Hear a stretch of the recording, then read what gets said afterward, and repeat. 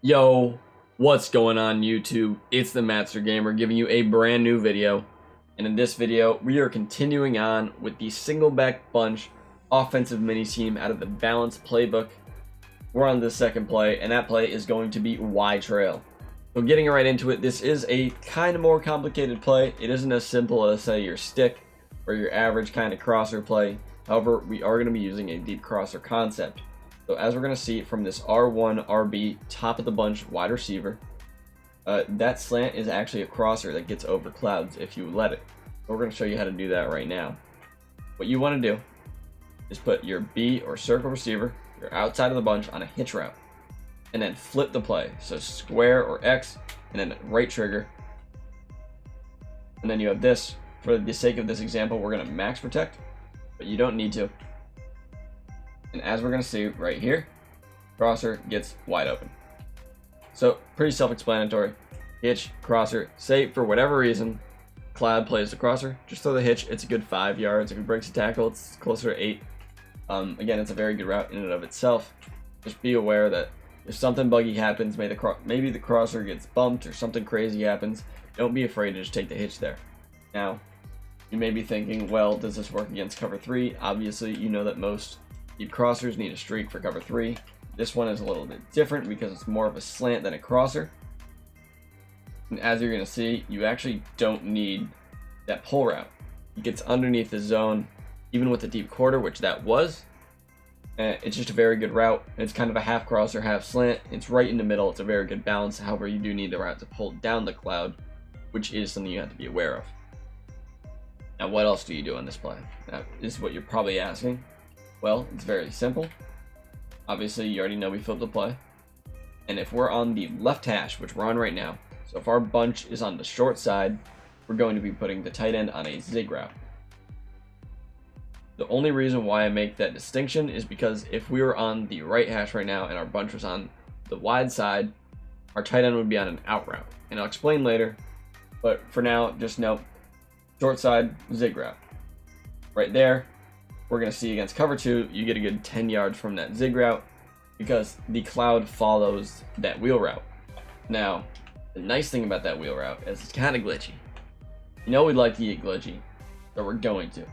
Spend a decent amount of extra time looking into this play for you guys to find something, put it over the top, and I did. So we're going to get right into that.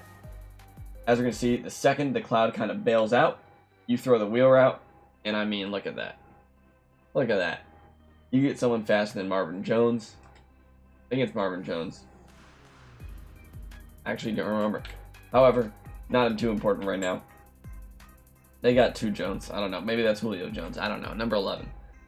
But yeah, once that cloud flat bails out on the zig, pass lead outside, and you're able to get an easy completion down the sidelines. Really good play to stretch the field. I mean, you're stretching the field vertically and also horizontally. With this play, you got your zig to go to the sideline, you have your crosser over the middle, and then you have the wheel going outside. It's a very good way, again, to stretch the field. I'll show you guys one more time kind of what this looks like. Again, once that cloud flat moves to the sideline, that's when you have that open window, but you can't throw it until then. So just be aware of that. Now also, I'm going to show you guys on the wide side what this looks like.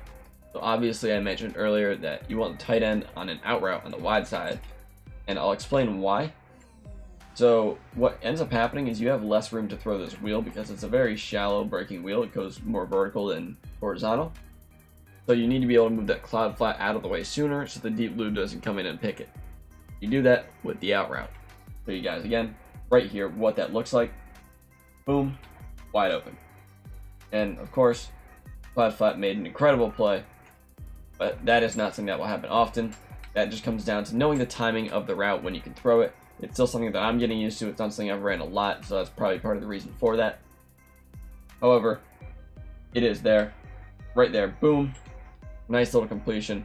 Now, if they are sending pressure, the nice thing to note is that you can just kind of pass it inside. So if somebody's doing their standard pressure, send 18 trillion people, man up, use the crosser. And this is what they want to do. You don't have time to take the out route, you got to go deep. Well, very simply, pass lead inside, boom. Easy completion, easy read. I mean, there's not much more to it than that. And the spacing is actually really good between the wheel route and the crosser, as we're going to see right here. I'll show you guys kind of the separation that they get. And you can't really play both. You're going to have to commit to one or the other. As you're going to see, you want to throw this right as he kind of passes and gets up to that cloud flat. And the user can't make that jump. There's just no chance. The spacing in this play is very good. And I mean, that's just an absolute laser. That's all there is to it. Now, against cover 3, do you want to know, well, can I still throw that wheel route? The answer, yes. Very short, very simple, very sweet, but yes. So again, on the short side, it is better because you have the zig as opposed to the out route. The out route isn't going to be as good in this scenario because it's going to get to the sideline so fast that the hard flat will play it. Zigs, you kind of have an opportunity to throw it. However, it is fine because this will work. What you're going to do is actually going to lowball that. So what you do see there is the hook zone playing that. In game, a lot of times you very rarely see that. However, just be aware that that is a possibility. We're going to go more towards the short side because I think it's better to throw the wheel again on the short side against cover 3. However, this isn't, obviously it is bunch, so to an extent you almost want to be running on the wide side a lot.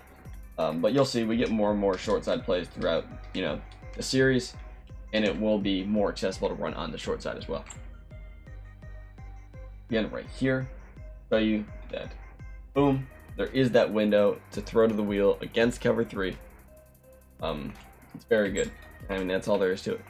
This wheel route is really a threat that the defense has to account for, and it's going to be very hard to do so. They're going to have to man it up, but once you start manning up that guy, well, you have to worry about things like stick, and stick's going to crush man coverage, as we've seen before. Again, right as he crosses, boom, low ball, pass lead inside, easy completion, guys. All there is to it. It's a fairly complicated play. If you guys have any questions or having any troubles, ask me down in the comments. I'll be happy to answer all those questions, help you guys learn how to really run this play. The last thing I will note is before you flip, set your adjustments. Lock the running back, zig the tight end or out the tight end. And hit the receiver. Obviously, it hits the receiver, but do all of them first. So the second they flip, you can just snap the ball and you're ready to go. And your defense spends all this time trying to readjust. Especially with this being a formation that you don't super flip. There's only a few plays that we're going to be flipping like this for. It's going to be really easy when you do flip to catch your opponent off guard because they're not expecting to flip. And that's something I see a lot where people try and set up all these flip plays. However, they flip every play, so you kind of know that they're going to flip and you just adjust backwards. In a formation like this, you're not flipping every play, so when you do, it's a lot harder to take account for, a lot harder for the defense to play against, and overall makes it more and more unique and easier to run for you as an offensive player. Again, we're still getting to the runs. I'm probably going to cover the runs in 2 or 3 more videos, and then we're going to keep going to passes. This is a very, very good scheme. We're going to keep breaking it down on the channel. Again, hope you guys liked the video. Hope this video helped you out. It's been the Master Gamer, and I'm out.